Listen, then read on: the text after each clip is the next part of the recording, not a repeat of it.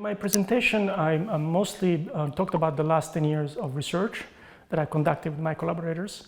Broadly speaking, it is on the effect of reading, but most specifically, we study the impact that reading fiction, particularly narrative fiction, meaning novels, short stories, what is the impact of reading this kind of texts on social cognition processes. Well, social cognition processes are the way we think about social events, other people, institutions, and so on and so forth. So they have an important impact on our social life.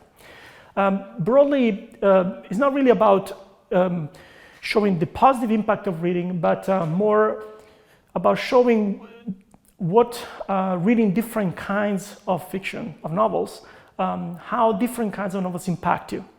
Ultimately, we've made many years ago this distinction between what we call literary and popular fiction, a distinction that is commonly used, in common sense, and in libraries we see it, and so on and so forth. It's a pretty rough distinction. There is probably narrower and finer ways to look at this, but even just by looking at these two body of novels and short fiction, we do find that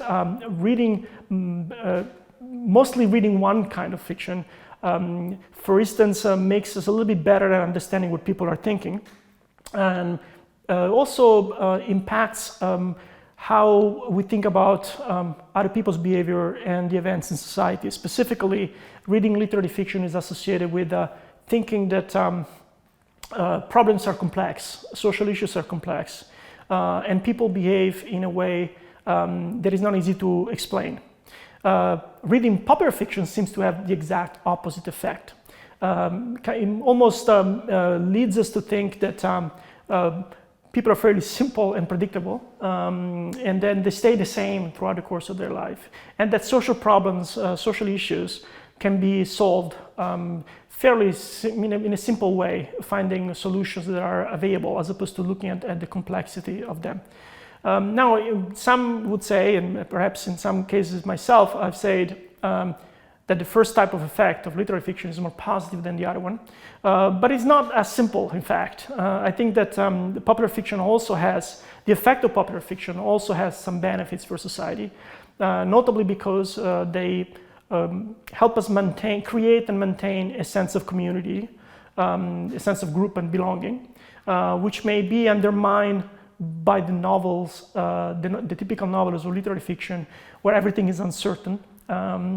People are highly anxious. They don't know what to do. They don't know what they want. And I'm exaggerating a little bit. And every single event is inscrutable and impossible to solve.